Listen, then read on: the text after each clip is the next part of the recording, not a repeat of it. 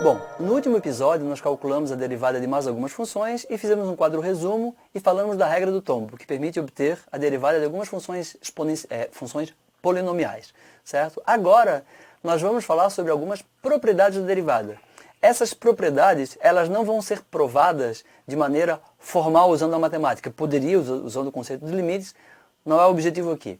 Nós vamos provar usando um pouco de intuição. É bom para ter um pouco de intuição sobre os problemas. Então, a primeira propriedade da derivada é a seguinte.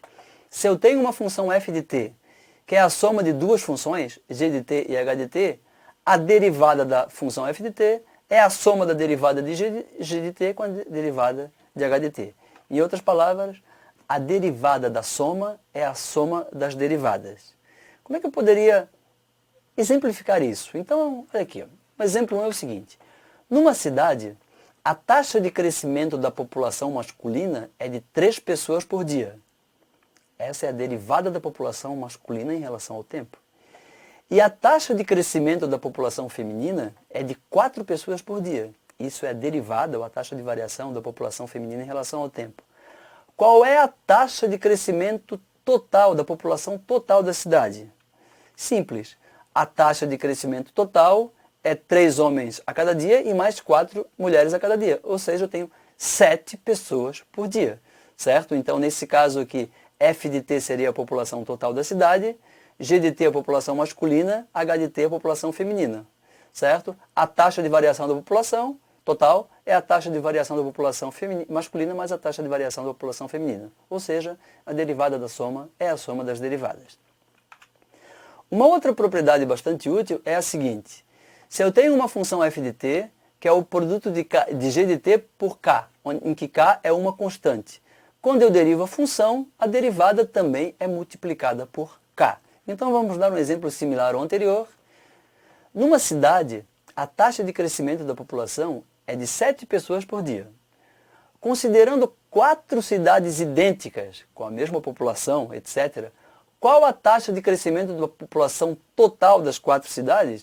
Então, a taxa de crescimento total é, em cada cidade eu tenho 7 pessoas a mais por dia, nas 4 cidades eu vou ter 28 pessoas a mais por dia. No caso aqui, a minha constante k é o número 4. Então, propriedade bastante útil também, certo? Então, vamos utilizar essas propriedades num exemplo.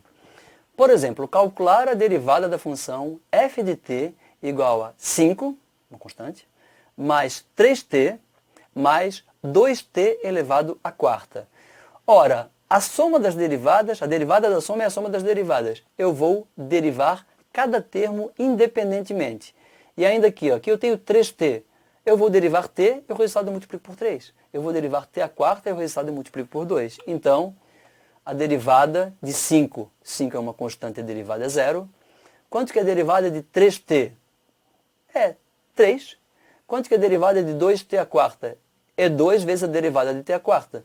A derivada de t à quarta, regra do tombo, o 4 pula para frente e o expoente diminui de uma unidade.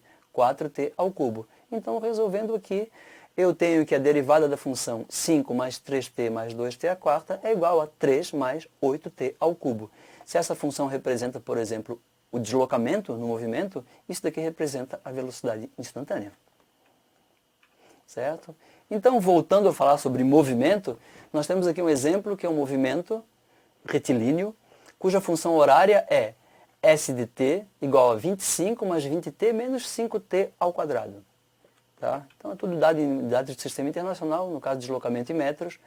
E aqui nós temos o gráfico de s de t em função do tempo. Nesse caso, é uma parábola cujo coeficiente do termo ao quadrado é negativo. Então, é uma parábola com concavidade voltada para baixo. Certo? O que significa isso? Significa que para t igual a 0, a posição inicial é 25 metros. E o tempo está passando, a posição está variando, o meu móvel está se deslocando ao longo desse eixo, ele atinge um valor máximo e depois ele começa a voltar à medida que o tempo passa.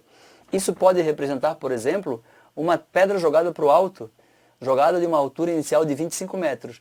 Ela sobe, sobe, sobe, atinge uma altura máxima e depois ela volta a cair, certo?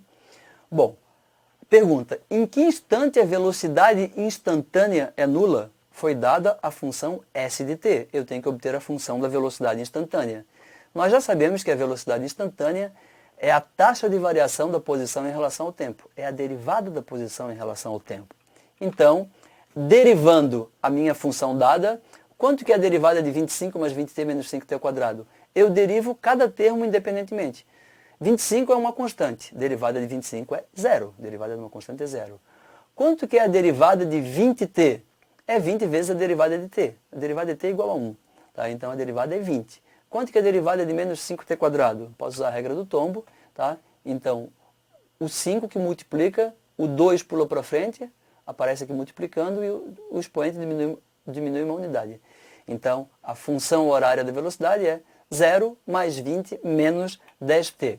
Ou seja, 20 menos 10t. Então, para t igual a zero, eu tenho uma velocidade inicial de 20 metros por segundo, e à medida que o tempo passa, a velocidade vai variando.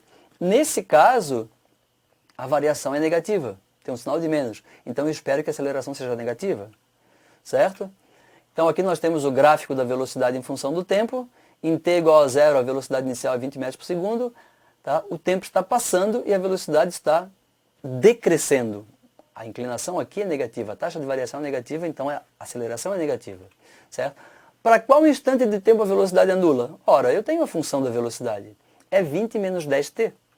Igualando isso a zero, eu consigo obter que em t igual a 2 segundos, exatamente como mostra no gráfico, em t igual a 2 segundos, a velocidade é nula. Nesse instante de tempo, o móvel está na posição, que eu posso calcular essa posição aqui, certo? Essa posição é igual a 45 metros.